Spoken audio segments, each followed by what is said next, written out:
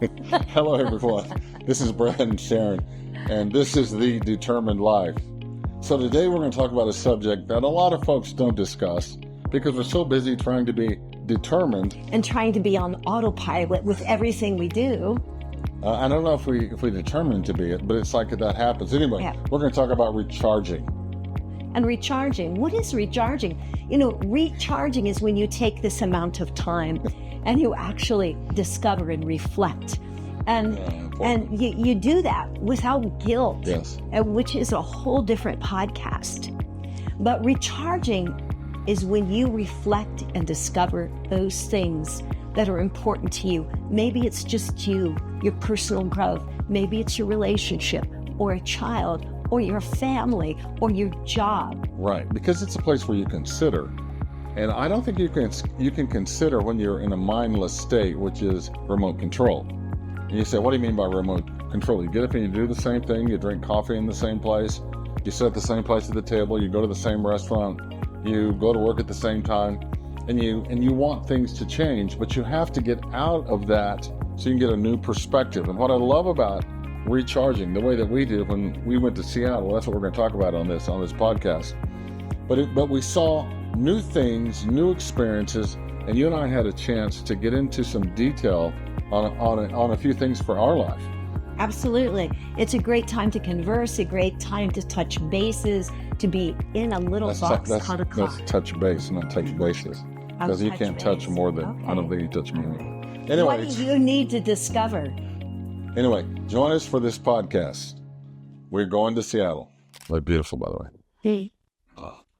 So we got up early to start our trip. We got up at 3, and I know for a lot of people, they think that's too early. But when you're excited about something, it's not too early. The reason people don't get up so early is because they're not too excited about what they're doing. It's just like fishing or hunting or, shopping. Yeah. So we left at 4. And as we were going, and it was dark, which I love, and you have to be careful in Wyoming because you just can't run 80 without really paying attention. Because we get wildlife to show up in front of your car, which is not a good thing. But we were we made Montana, which we both enjoy Montana.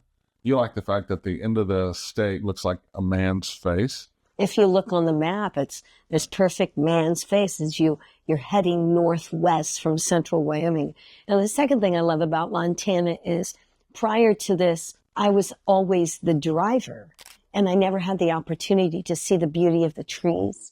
And the cool part of this trip is for the first time ever, I discovered how big the trees got the further we went northwest. So let me interject. Are you saying that you can't recharge when you're the driver and taking care of kids as you're trying to keep your eyes on the road? That's pretty much it in a nutshell. So seeing the difference in the trees, obviously, I know it's a simple thing, but simple things are wonderful because all creation works together. But simple things, Brad, too, we don't view them because we're so caught up in our everyday autopilot life like I did. And now when you were driving, I saw it was like seeing it for the first time. That's cool. That's really neat. You also enjoyed Butte, which I thought Butte was neat, Butte, Montana, because you look at it and it's up on the side of a mountain or a hill or whatever you want to call it. And the downtown is very historical, but it's like you're driving up a mountain almost as you're going downtown. Yeah. And it has these historical buildings that are hundreds of years old. And it's well known for its restaurants. And as we were searching for that restaurant to have a quick lunch, we kept looking down the side streets, if you recall, and we all of a sudden came to that stop where we saw all these cars parked down that one street, and that's the best way to find a restaurant. Well, to me, not recharging your batteries while you travel is just to pull off at a McDonald's or whatever that's there. Or eat at a Love's. Right? Yeah. But to find the uniqueness is to go where the locals go, which was downtown. Or, I don't have time to find the hidden restaurants, but I do have time to go downtown and I'll find a restaurant. And then maybe it'll take me 30 minutes longer. So this makes me think of when I was a kid, my father was blue collar worker, which is nothing wrong with that, as your father was. but we were always limited on money. And I can remember our vacations were going to relatives either in our state or the next state. And I remember one day we took a trip from Texas all the way to California, which I was excited about because we get to see some country, but we're going to a relative again. So there was not a lot of, for me as a kid, I don't know if my dad felt recharged, maybe he did. But to me, that's not my idea of recharging. Some people, it might be. Some people think recharging is getting in an airplane and flying overseas. I enjoy flying overseas.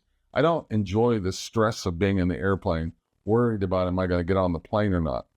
Didn't you say that that air travel is one of the highest stress rates possible? Absolutely. And it's kind of our everyday travel. So Yeah. going back to traveling by car finds just a whole different perspective, a whole different level of possibilities that I love. So something that said to me was Coeur d'Alene. We did the same thing in Coeur d'Alene. We found a cool fish market where we had lunch the next day, and that was kind of a high point for me. And let me mention another one. As I rolled into Seattle and seeing all the traffic, in the beginning I'm like, oh my gosh, but then I got an excitement because I knew there was opportunities there that I don't experience here.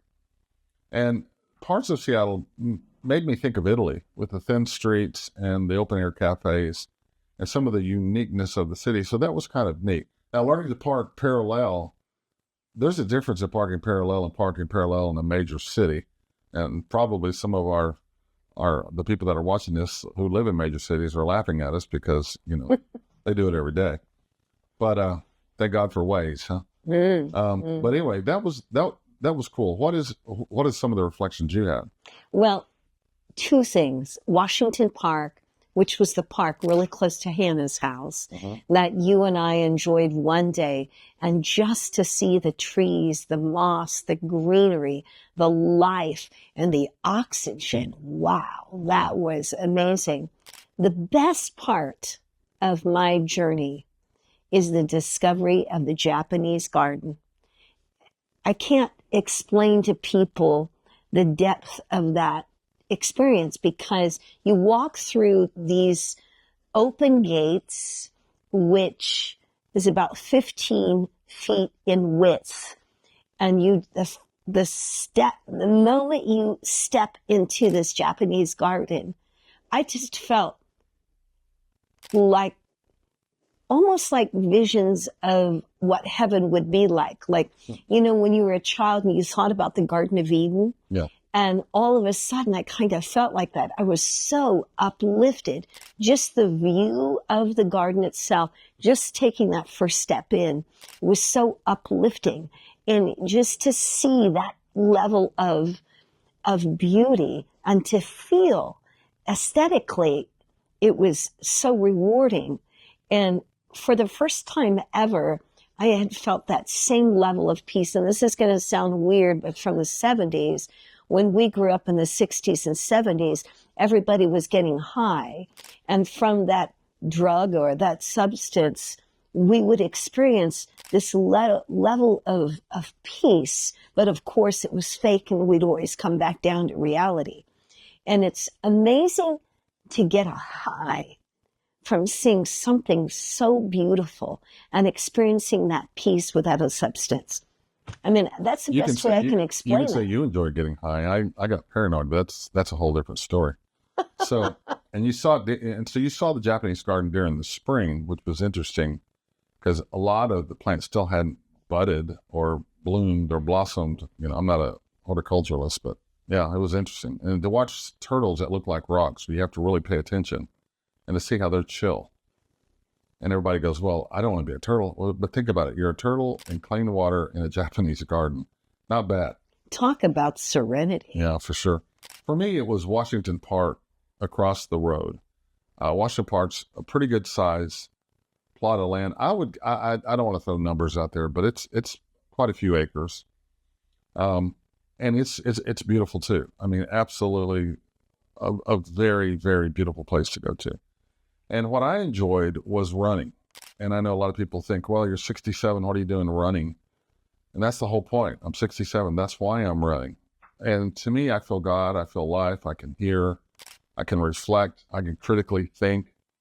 And what's cool about new places is that as you're running, you see stuff, so your mind is very aware, and you're thinking openly, and it brings inspiration to you. Because I think I sent you pics of, here's a cool shot of this, and here's a cool shot of that.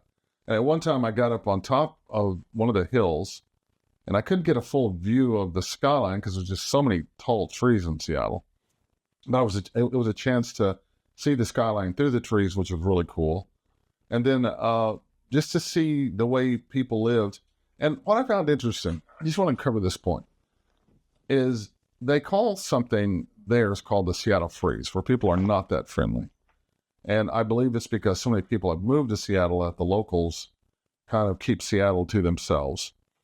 And because I came back and I told you, I said, it's interesting how people are a bit grumpy here with all this beauty.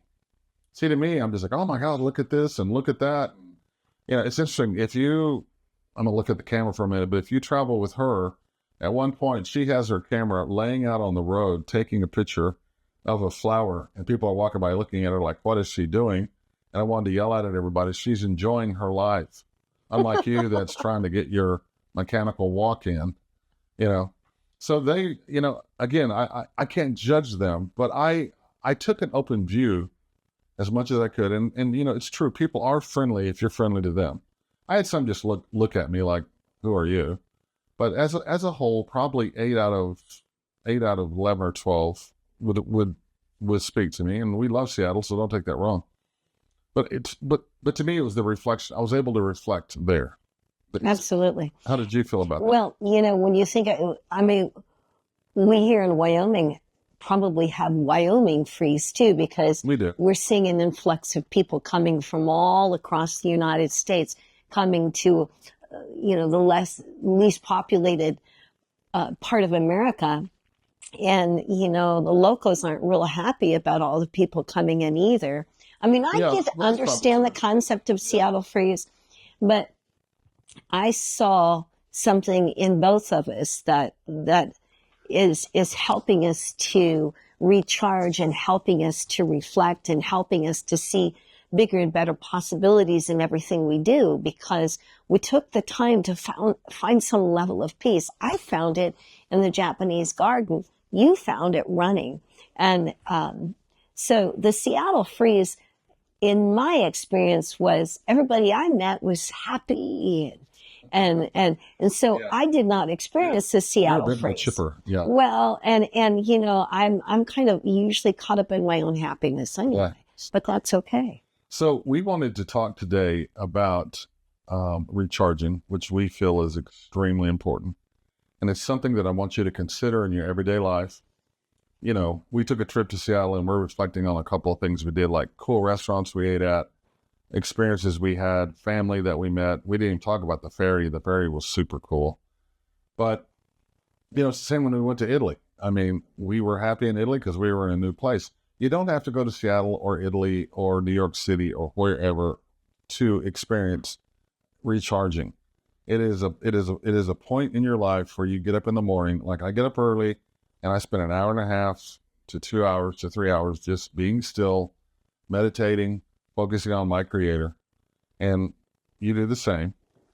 So we are saying to you, just stop and consider. Give yourself the chance to recharge without the guilt. You want to finish this out? Absolutely, absolutely. And I think that's probably the most important. See if you can find some level of peace within yourself. Yeah. And, we're talking about more than just a good night's sleep for recharging. We're talking about more than just spending a few hours alone and away from. We're talking about a time, a break, that you can reflect possibilities.